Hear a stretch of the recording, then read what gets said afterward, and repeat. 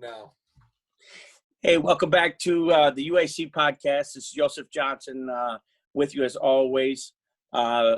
Rejoined again by our authors, Jed Smith and Dr. Peter Smolenoff, authors of Fringe Methodologies in High Performance and Health. And we're taking a step-by-step, chapter-by-chapter, section-by-section, kind of looking at the book and getting this overview of what's the state of the art in the field in different areas right now. So one of the big areas, and this is something that's kind of, I would almost dare say is fringish just in its title or, in its function in the United States, but is really, was always a part of the very foundation of the high performance model in the Soviet Union, in the GDR, and some other places. It was fundamental, and that's the area of the sports psychology. So most people would say when they look at sports psychology, I think one thing that a lot of people first reaction would be, okay, this is for somebody who has a problem, right? Maybe they have an anxiety performance problem. Maybe they have, a lot of them will have different problems. One that I heard the other day that I think is very common called imposter syndrome, where they're elite but they feel like they're an imposter, like they're not really as good as they are maybe, or as good as they perform, like they're pretending. Those are things that come to mind automatically. Now, in my research and we've published one book in the field, the performance side can't be overlooked. I mean, just to enhance performance in general, this is with somebody who doesn't have necessarily any hangups or, anything that's really kind of holding them back. This is for just a normal person who wants to see what can they do. So you guys, you dedicate a whole chapter to this. You look at a bunch of different ideas and topics within the framework or under that umbrella of sports psychology. Right now, what's the state of the art in sports psychology? What are the tools and methods that are being used to enhance performance throughout the world?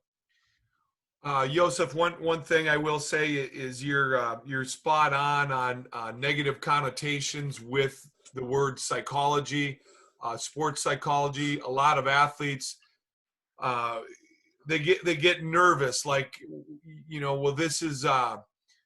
I don't have a problem, and they don't have a problem. And it's almost like a negative term to an athlete, like, there's nothing wrong with my mind.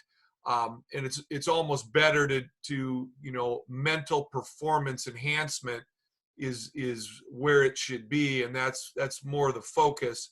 Not that there's some type of problem with the individual, although, because athletics is highly stressful and there's a lot of demands placed on athletes, and athletes that train very, very, very hard, and their time is being taken away from them, and maybe they can't budget their time as well. They do have a lot of anxiety, and athletes do struggle with depression. So there can be a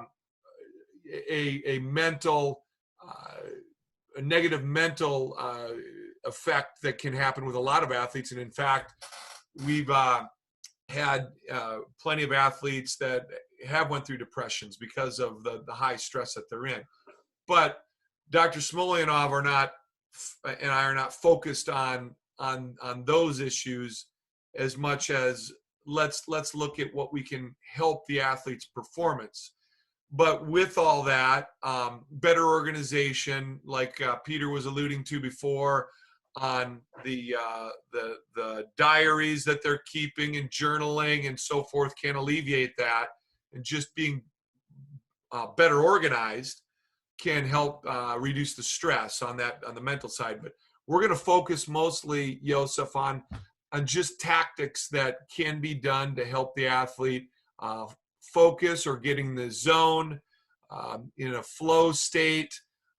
The ideal performance state of mind is a state of no mind. Back the Japanese used to call it the samurai a state of mushin, a state of no mind, meaning they're not thinking about anything. They've trained so hard, they've put all their preparations in, so when they're in the competition, they're in a state of flow. They're not thinking, they're reacting.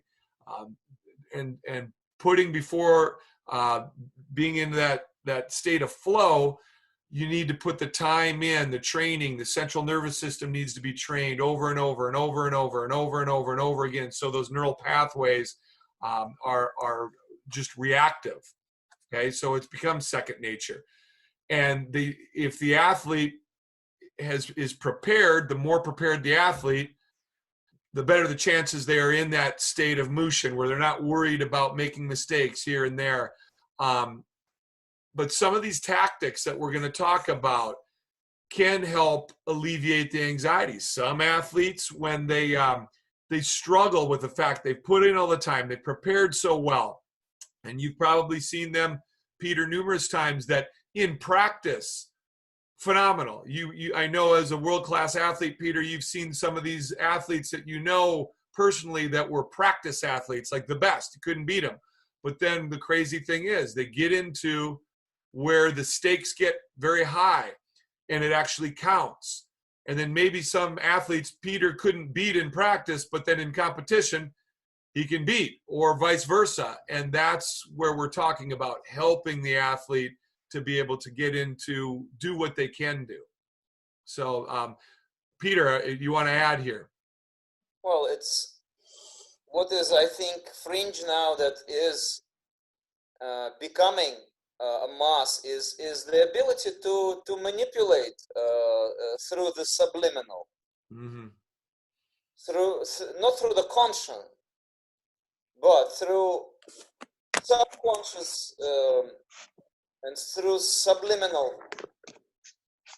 Absolutely. And good teachers now use this at school. And this is the effect of high performance sport. Simple yoga,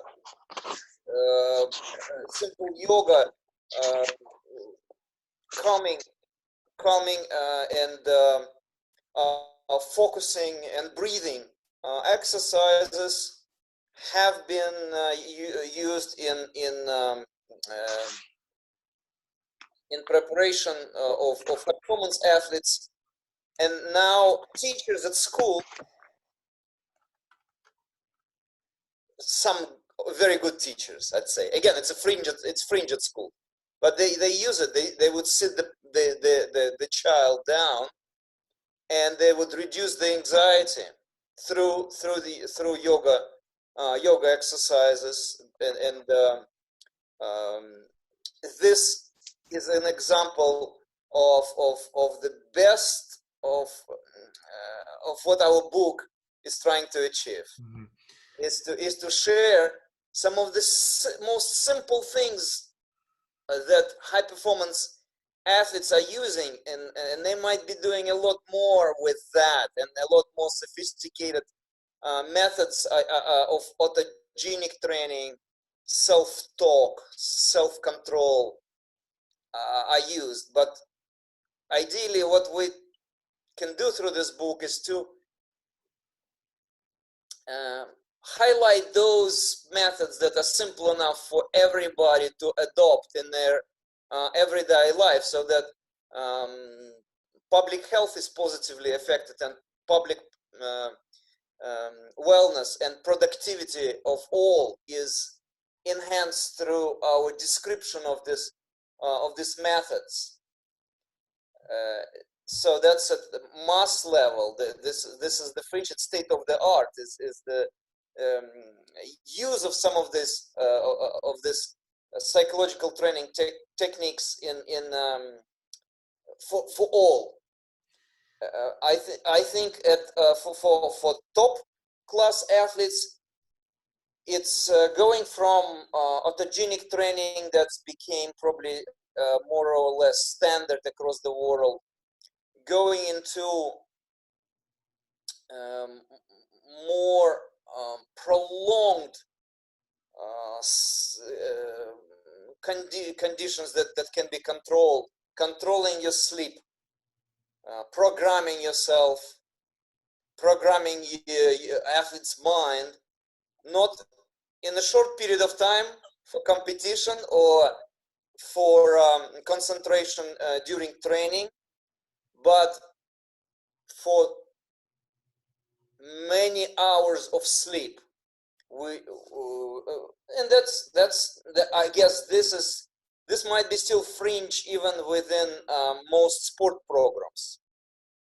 So it's close to self-hypnosis, and that is probably still and will remain fringe for many years, because it goes back to our discussion about skills of coaches. All that we're talking about now, it requires very high level of pedagogical, sports science, and sports psychology knowledge. So it's very challenging. It's a big question whether coaches are able to do it, or they have to give it to the actual psychologist. Mm-hmm. And that's the fine line between, I think that is also moving in across the world. It finds its optimal, I'd say, balance and optimal practice. Where does the coach stop assisting athletes as a sports psychologist, and where does the sports psychologist specialist steps in? It depends very much on the qualifications, knowledge, experience, expertise of the coach. In the Soviet Union, every coach was expected to be a sports psychologist and teach every athlete at least autogenic training, self-talk, self-control, self-regulation.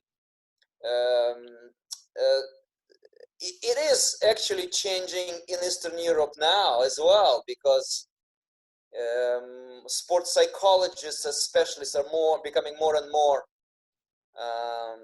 important or popular. Not sure what's more.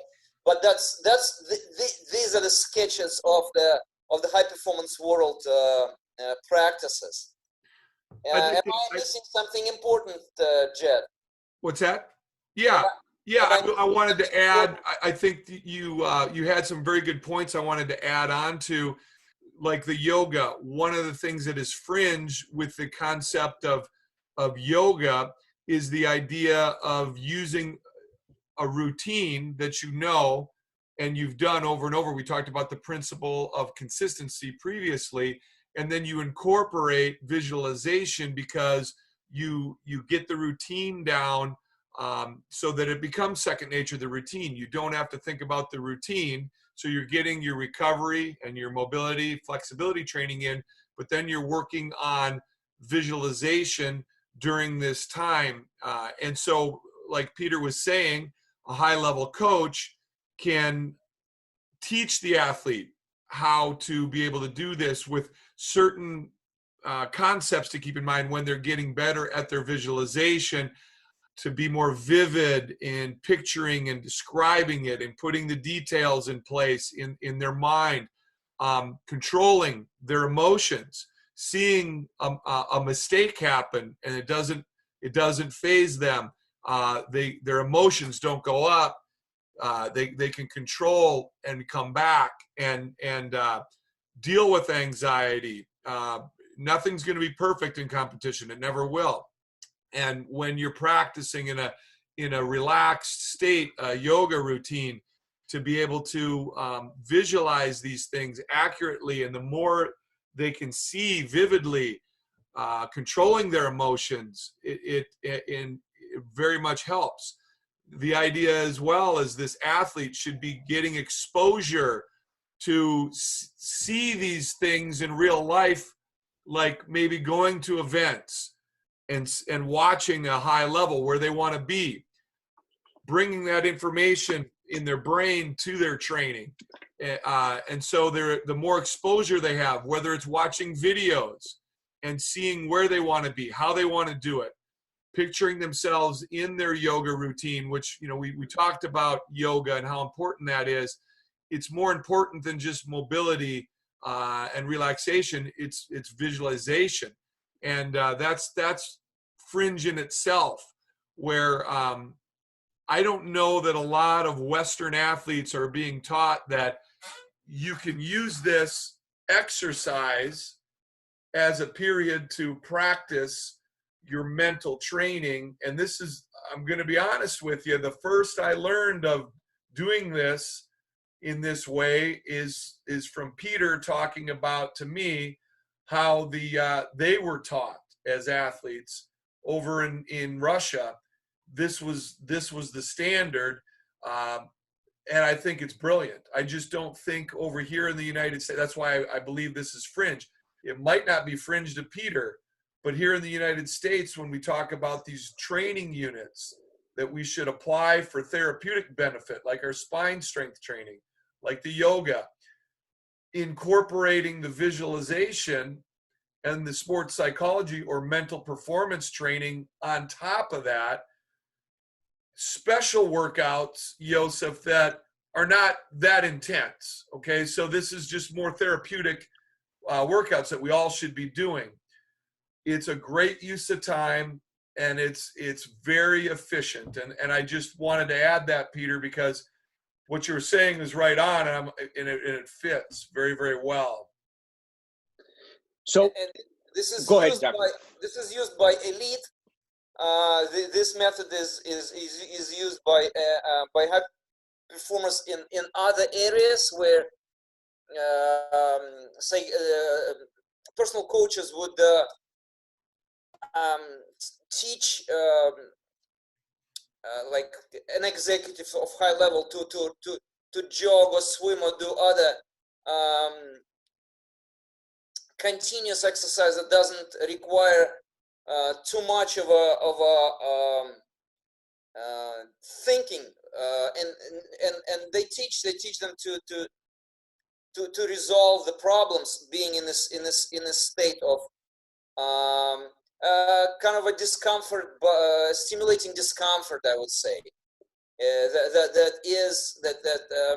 that then produces the new state of mind, where your mind opens up and you might be able to resolve very complex business issues and find solutions to very complex business problems.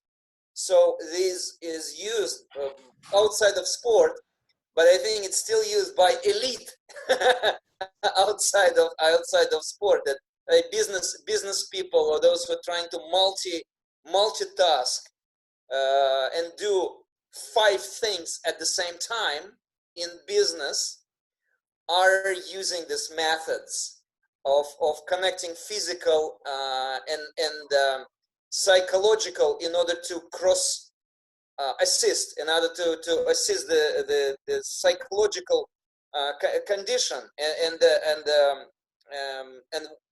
help the mind to work better and clearer. Do some develop some physical routines that allow you to stimulate your mind, how your mind works. So hopefully it filters down to mass participants and also to everyone. And then the yoga school is one example, but also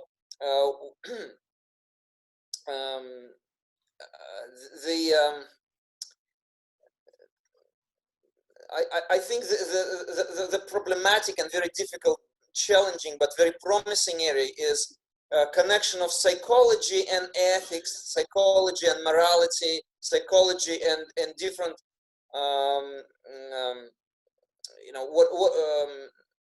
settings. So setting your mind on achieving certain goals using psychological methods, but also using some moral and ethical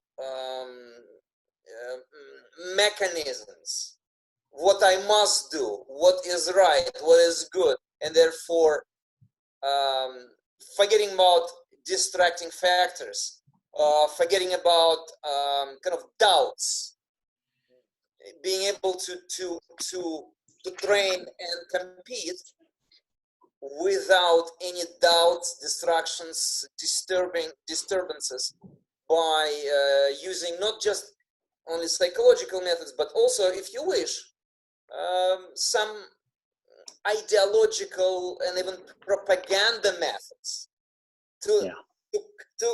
to program your mind the way you want it to work. Mm-hmm. So this kind of leads us to, one of the methods that you mentioned earlier, Jed, autogenic training. Mm-hmm. And we know that this has been a fundamental tactic that was used by the Russians, Soviets during the Cold War, and then other countries as well. It would be considered more fringe here. We haven't seen it as you know what it is. You've heard of it. But its consistent practice is fringe here. I wouldn't say that you know very many athletes who have a consistent practice of autogenic training. Can you, Dr. Smolenoff, can you give some kind of a background on that, and then what it would look like? How does that work for the athlete? Is he learning this like by regular visits with the sports psychology professional, or ultimately is the sports psychology professional teaching him how to do this for himself eventually, and where he's not as dependent, in that regard? How did that work, and what was the history behind that? You need education, you need background in this, but I think there are we have to be open-minded about it. If there is no formal education for coaches, they still can study, learn, and try. There is nothing to kind of unsafe or dangerous about it. Sitting down teenagers and asking them to visualize, close their eyes, and visualize their training when they rest is an idea, a good start for any coach. Yeah, whether you wrestle or shoot or whatever you do, you can always lay down on the floor, close your eyes, and train. Go through the routines that you are doing, that you're doing in your training session. Go through them in your mind with closed eyes. Gymnasts are doing it at very early age. Gymnasts who go through complex movements as part of their competition, even at young age, right? So this can be done by any in any sport. Now, Peter, on the autogenic training, the way you were taught, I mean, it's a way of relaxing the body before the visualization to maybe release anxiety and stress. So was there a formal approach that was done that was taught to you of exactly how you should do it, or your best practice when you were an athlete that seemed to be common? It was integrated. It was integrated from quite early age practices, integrated into the physical training. Can you explain a little bit of how it was done? Well, the example I gave you is one of the most early kind of practices, because what you just verbalized might be too complicated for a little kid. Mm-hmm. Okay. Even to say, "Hey, relax." Well, I don't know how to do that. But to say, close your eyes and imagine that you're doing what you've just done, skiing or shooting or playing, is probably okay for any kind of age to start with. Going through the drills and mastering that drill, thinking about how to not make a mistake, thinking about every little detail of your movement, and preparing for this as you're gonna do it now physically, preparing for it mentally with your closed eyes as you are as you're just thinking about it, imagining that you're doing it. So I think before then there was build up on this, and both in terms of depth of it and spectrum of different phrases that that you must use and you must search for that are mostly effective for you personally to affect you, whether you need to calm down or whether you really the other way around, whether you need to excite yourself and energize yourself. Did a coach ever have you like lay down and think of, you know, different parts of your body becoming either heavier or warmer, going throughout your body to try to get you to relax before you started visualizing? Did they teach you this practice? I think a bit later. I think a little bit later. Complicated for young kids, huh? Well, I think for young kids, I remember it was more of a just imagining things that just happened to you. Okay. You just this is this very specific drill you learn.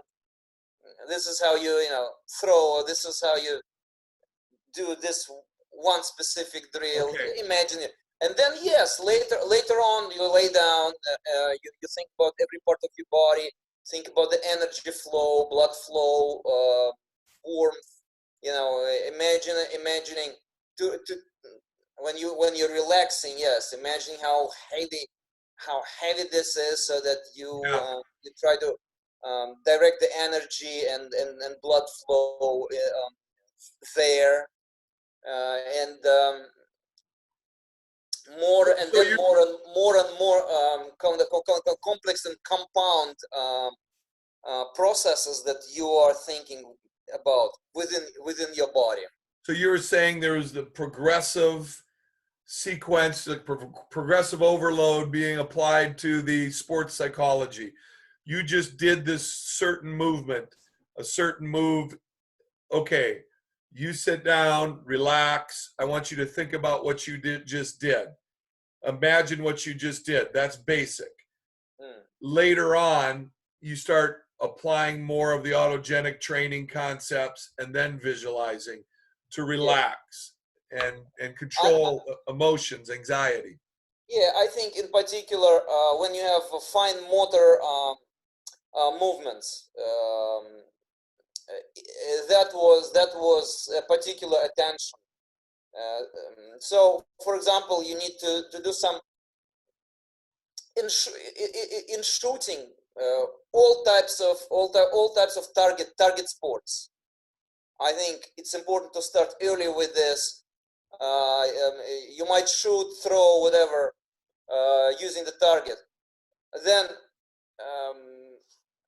the team would sit down and they would imagine doing this and trying to remember what was not done correctly, how to do it. So slow, then faster, and then go and do it physically. So that would be this was. I remember we've been doing a lot of it in shooting, because shooting is particularly difficult psychologically, because you need to block yourself from distractions. Mm-hmm. You need to control very fine movement of your finger when you shoot. When you pull the trigger, it must be very, very, very controlled movement, and a lot of people shake at this point because subconsciously you cannot control it. So that's why in such sports as shooting, it is particularly critical to use autogenic training. Excellent. So I remember we've spent quite a lot of time refining our movements while sitting with closed eyes. Wow. And basically, and I think creativity of the coach is very important here, because filling the gaps of inactivity or rest with psychological exercises is you can be very creative doing this. Also, connecting physical and psychological is very important. For example, in shooting, you can shoot with a bullet, with full shot. You can shoot with without a bullet. Okay, and still shooting, but without the bullet. The mechanics are the same. But it's already different. It's already psychologically completely different experience without a shot, without a bullet shot. Psychologically, yeah, there's no recoil, with if you're using like a snap cap or whatever, and you're just practicing your trigger pull, but then psychologically knowing there's real ammunition changes, even though the mechanics are exactly the same. And this kind of exercise can be applicable to many sports. From shooting, what we take is, okay, you have a gun, and the shooter doesn't know how many bullets are there. So you shoot very well the first one with a bullet. Second one without too much of a shaking, and then the one without a bullet. There is no shot, but there's only a click. And at this point, very often a shooter would do this, like this, a mistake. So it's a psychological exercise. You're teaching yourself to be prepared, and then the next step is you're only pulling without even shooting. Then you're doing it with closed eyes. You're doing it and then you're doing it completely without moving your arms, without moving your fingers. So you're doing it in your mind. Then you're then coming back from psychological to physical slowly, using your hand, using something in your hand, then doing a shot without a bullet, then finally doing a full bullet shot. This is an example of this connection that is hard to see between psychological and physical, that every coach can try and connect. Yeah, it's very interesting. It's kind of, while you guys were talking, I was thinking autogenics really is like, it was kind of like the precursor to virtual reality now, where the environment's immersive and you're not using your imagination necessarily, but it's kind of duplicating that, and you're going through those actions, and maybe there's music, or maybe there's verbal cues in that. It's kind of like it's almost like the virtual reality for the Cold War, during the time before we had that technology. And then Joseph, even moving into the lucid dreaming while you're sleeping, it's just taking the idea of what Peter's saying to another level. Yeah. So with the lucid dreaming, this is one that'll probably I was familiar with lucid dreaming in terms of so in the counseling setting, and in people who maybe were suffering from maybe PTSD, or had some real psychological hurdles, maybe based upon some experiences or whatever the case might be. But lucid dreaming, I'd heard of that, where they were dealing with different things, real specific things. In the area of sports, this is going to be probably even more fringe. You're not going to see a lot of this in the United States, especially as it pertains to athletes. So how is it being used with athletes, and kind of what's the process for using it? Well, the idea is to be able to take control of your dreams, and to be able to dream about what you want. it's something that's actually becoming a little bit, I mean, still fringe, but more and more prevalent with, technology. There's what are called binaural beats, which are on YouTube, trying to help people to get into lucid dreaming states where they're, it's free. It's free for the masses. You can use these beats that are set up to affect you subconsciously when you sleep, that allow you to have more access and control of what it is that whatever you're trying to dream or control. Some people, I mean, I think a lot of people have had lucid dreams without any help in their life, and I think people remember certain dreams that they had that maybe they didn't like what was going on in the dream, and you just decide in your dream that I'm going to switch this, and so I remember at a young age being able to do that. I think that's not necessarily uncommon, so that you're having a lucid dream right there when you're cognitive of what's happening in the dream, even though you're completely asleep, and you change the course of the dream. So people have that ability, and I'm not sure exactly when or who initiated it with athletes. I'm probably sure that it was probably done in the former Soviet Union, that maybe athletes were taught this. And I guess I'm going to defer to Peter on that. I think what we have now is we have more and more science, and maybe even some quantifiable scientific results, experimental results that help to understand how the mind works. 30, 40 years ago, when these were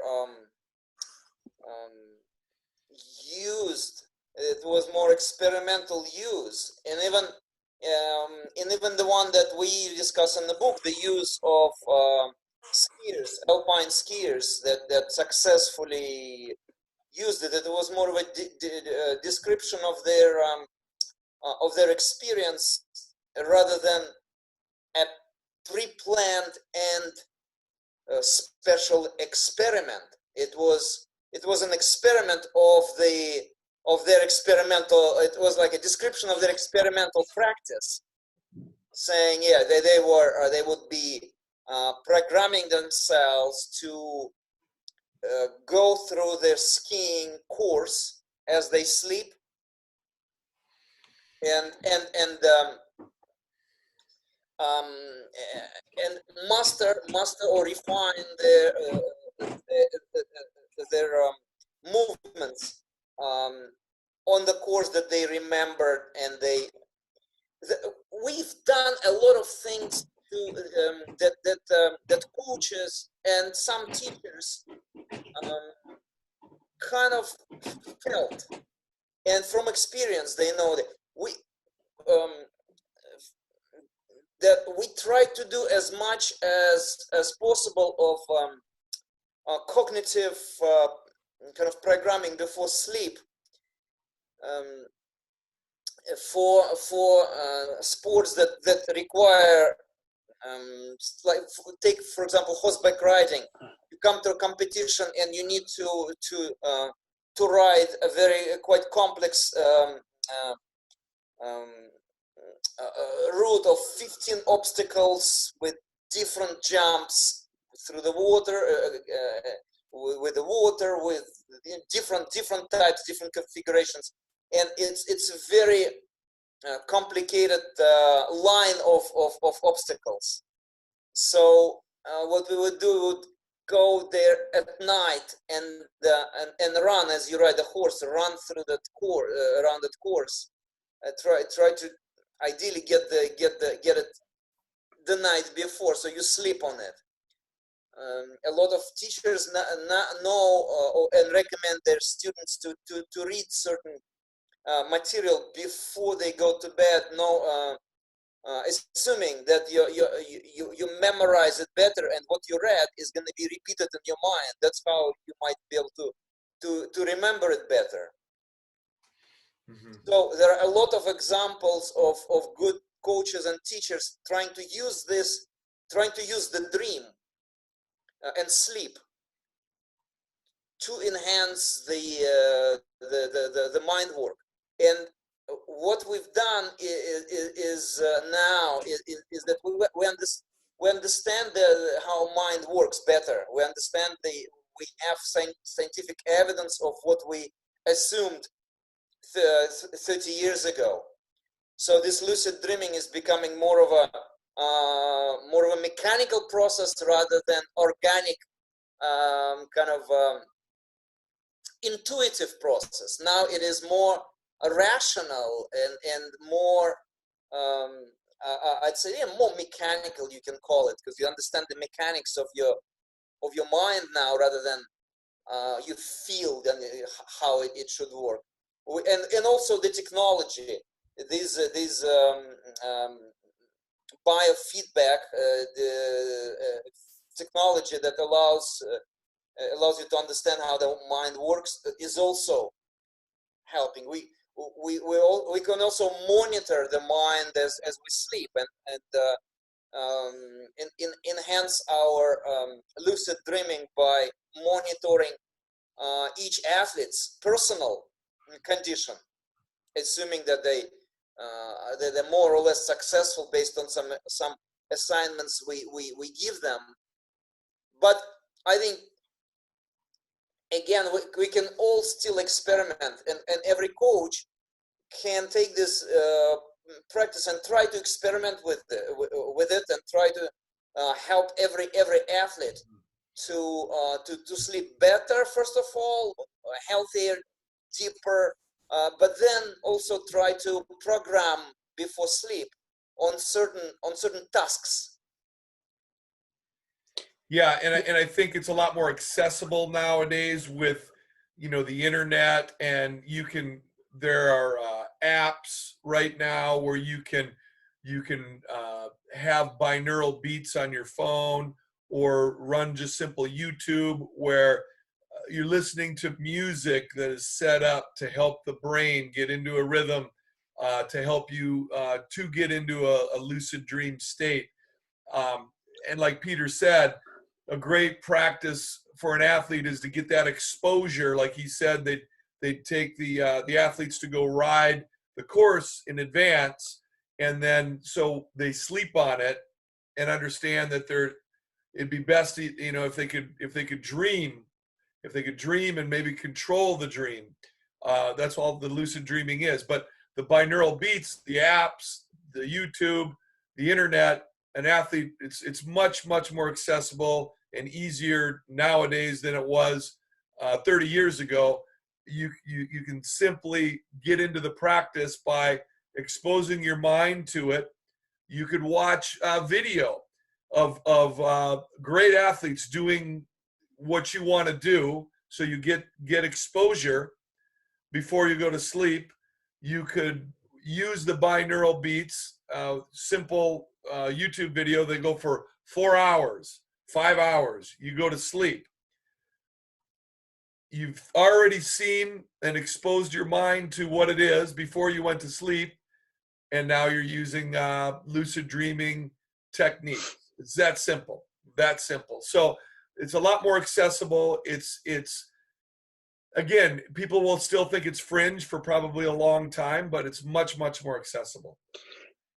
I was just going to mention, as you guys were talking, I came back to my mind reading a book called Super Learning, which was like around 2000, and they were talking about ways of enhancing learning, for students, and the use of Baroque music. I think it was 60 beats or 40 beats, I can't remember now, in combination with either affirmations or whatever spoken by someone else, or by where you record it for yourself.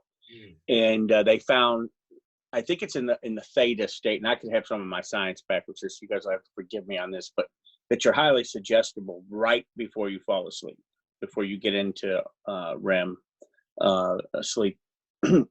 You're very suggestible, and that the use of some of the self-talk or recorded affirmations have more of an effect, and can also affect your dream states as well. And that kind of, I was thinking of that while you guys were talking, that there's a lot to be had there because it's an area that we probably really still don't understand really well. Like there's a lot to be learned and a lot of value probably still to be had from that. The more that we kind of learn about it. But the idea of the lucid dreaming, though, is definitely something that is not so far-fetched that the athlete can't take it and start experimenting. Look around, like you said, you might want, specific music, maybe accompanying it with certain affirmations. A lot of people suggest that you put them together, the music and the affirmation together sometimes. Or you're telling it to yourself, verbally, before you go to sleep or whatever the case might be. But yeah, I mean, there's a lot to be had there. And like we talked about earlier, the mind doesn't know the difference between something that really happened and a very vivid dream. It kind of takes it on as it happened, or it's reality for you. And that can have a huge impact on the athlete's performance, obviously. Yeah. I think, gentlemen, it's been about 45-minute session already. And all right. Well, we're getting smaller now. We're doing good. I think we did all right. This is good. Yeah. But we have some other areas in the sports psychology that we would like to get into, but I think opening up one right now will take us a little too long. But I think we covered lucid dreaming and autogenic training pretty well. Yeah, thanks a lot, guys. I appreciate you, as always, taking the time to go through each one of these subjects in detail so that the reader and also the listener can kind of get a more in-depth perspective. Those who have read the book and then those who are reading the book or haven't read it yet are all getting this detailed information that's not necessarily only in the book. I really appreciate that because it's giving a truly a 360 view of the book. And so I really appreciate you guys' help with that. So we're going to get back together again next week. And I think we're going to talk breathing, if I remember right, or something else in the psychology area. Might end up being something else. Who knows which way we'll go with that. But anyway, I appreciate you guys' time. Thank you so much, as always. I look forward to speaking to you guys next week. Yep. Have a nice evening, gentlemen. Thank you. Thank you. Bye.